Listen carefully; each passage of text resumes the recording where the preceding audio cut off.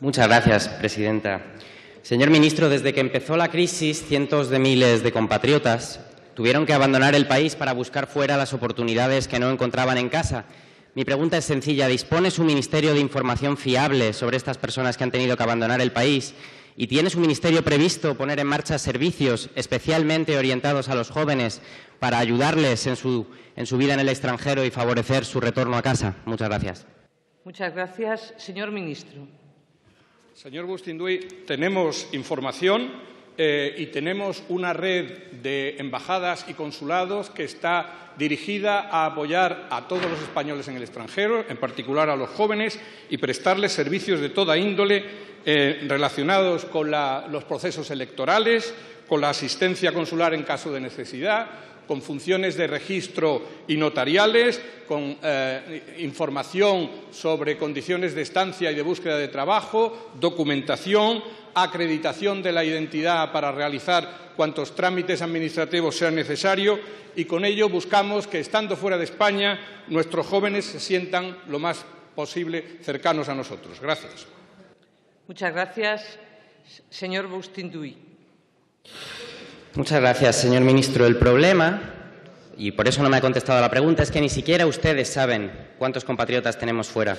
Según el INE, el año pasado 11.182 españoles se fueron al Reino Unido, pero según la Seguridad Social británica fueron más de 50.000 los españoles que se dieron de alta. Esos son 137 al día, y eso no cuenta a quienes están trabajando sin contrato o a quienes se han marchado a estudiar. La realidad es que son cientos de miles, quizá millones, los españoles que han tenido que emigrar por culpa de una crisis que ellos no causaron y que hoy en día se encuentran en distintos países afrontando condiciones laborales y vitales sumamente difíciles. Esta gente no se ha ido del país, les han expulsado sus políticas de austeridad y ustedes les han abandonado a su suerte. Es más, no solo, han legislado contra ellos. En el año 2012, ustedes aprobaron esa legislación bochornosa que da de baja automáticamente en el sistema sanitario a quienes pasan más de 90 días fuera del país. Y ustedes, con el Partido Socialista, apoyaron esa regulación del voto rogado que les ha arrebatado su derecho fundamental a ejercer el voto. Por cierto, qué vergüenza que Ciudadanos y el Partido Socialista, que se habían comprometido a derogarlo, volvieran a votar en esta Cámara contra la derogación del voto rogado.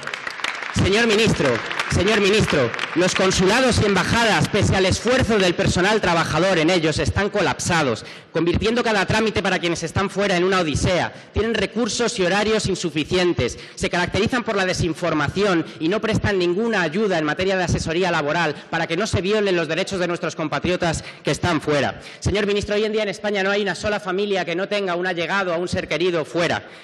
Pongan los medios de forma inmediata para no abandonarlos a su suerte. A mí me daría vergüenza gobernar un país que, como en los peores momentos de su historia, sigue expulsando a su gente de su tierra. Muchas gracias.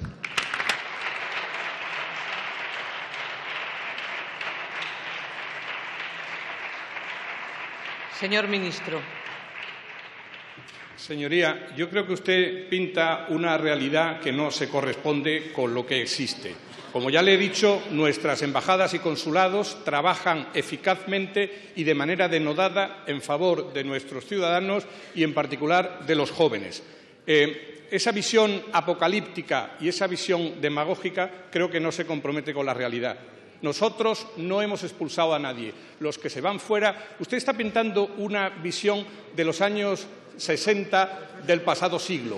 Actualmente quienes salen fuera lo que muestran es una iniciativa, una inquietud, una amplitud de miras, una adaptabilidad y una apertura a nuevos horizontes. Ir fuera enriquece. Un segundo, señor ministro, un segundo. Señorías, está haciendo uso de la palabra su señoría. Ruego, por favor, silencio y ya tendrán ustedes oportunidades en cada momento, todos ustedes, de contestar a las preguntas. Adelante, señor ministro. Como decía, irse fuera a vivir, a trabajar, enriquece, abre la mente, fortalece habilidades sociales. Quizás es un problema de deformación profesional mía, pero le puedo asegurar que irse fuera no supone rehuir responsabilidades, sino adaptarse a un mundo mejor. Muchas gracias. Señora presidenta, señor ministro, ¿qué medidas piensa tomar su Gobierno para combatir el fraude fiscal en el mundo del fútbol? Muchas gracias. Señor ministro. Gracias, señora presidenta.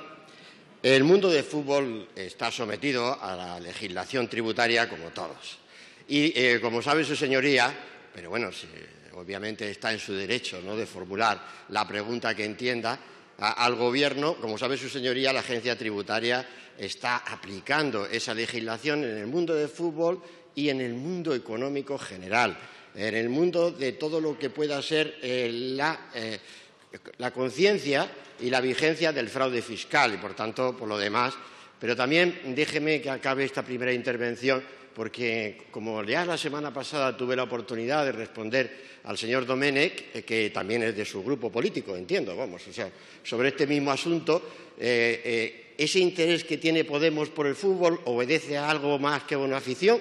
Gracias, señora presidenta. Muchas gracias. Señor Iglesias. Gracias, señor ministro. Fíjese, yo tengo una experiencia en el Parlamento limitada, pero sospecho que la relación de mi grupo con su Gobierno en las sesiones de control al Gobierno empieza a ser un tanto errática. Nosotros le hacemos una pregunta. Ustedes interpretan la pregunta como un ataque y a veces nos responden hablando de Venezuela, a veces nos dicen que viajar al extranjero es estupendo porque es una experiencia enriquecedora o porque aprende algunos idiomas. Incluso detecto diferentes niveles en su Gobierno. El suyo es bueno. Todavía no está al nivel de la señora vicepresidenta, que después de la desaparición del señor Margallo del Banco Azul se ha quedado en única reserva de materia gris en su Gobierno y que el otro día llegaba incluso a citar a Ernesto Laclau hablando de significantes. Pero yo querría que en un tema como este abandonáramos esa dinámica errática y que no me responda usted que en el tema del fútbol van a hacer ustedes exactamente lo mismo que hacen con todo. Porque si le pregunto sobre esta cuestión es porque quizás, señor ministro, es una cuestión extraordinaria, al menos por dos razones.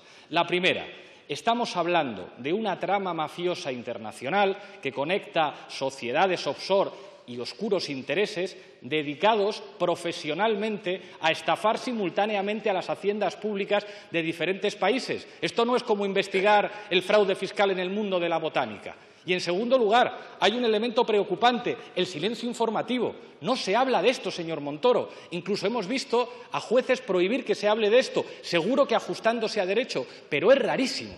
Me ha costado muchísimo informarme de esta cuestión.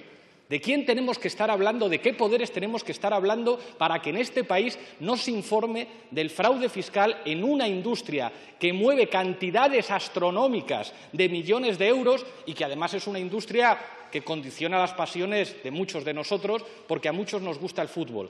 Entonces, respóndame, por favor, con algo más concreto. No me diga que usted persigue el fraude fiscal con las medidas habituales. Dígame qué medidas específicas tiene su Gobierno para perseguir el fraude en el mundo del fútbol y qué opina de esta situación extraordinaria. Muchas gracias, señor ministro.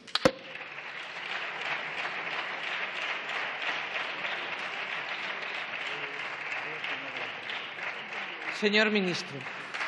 Gracias, señora presidenta. Vamos a ver, señor Iglesias, de acuerdo con la Ley General Tributaria, el Gobierno ni ningún funcionario público puede hacer públicas sus investigaciones. Eso es así, es nuestra legislación. Si usted tiene la sugerencia de cambiarla, pues tráigala al Parlamento. Pero no se asombre de que eso ocurra. Por cierto, ocurre en prácticamente todos los países desarrollados del mundo. Tienen la misma legislación. Pero si ustedes pretenden cambiarla, pues alterarla, pues entonces llevarán adelante que el ministro de Hacienda, que le corresponda, se levantará e informará concretamente sobre las actuaciones tributarias sobre un contribuyente. Pero eso no ocurre en España, ni en la mayoría de los países. Sí puede ocurrir en algunos, tiene razón, pero hágalo, promueva los cambios legislativos.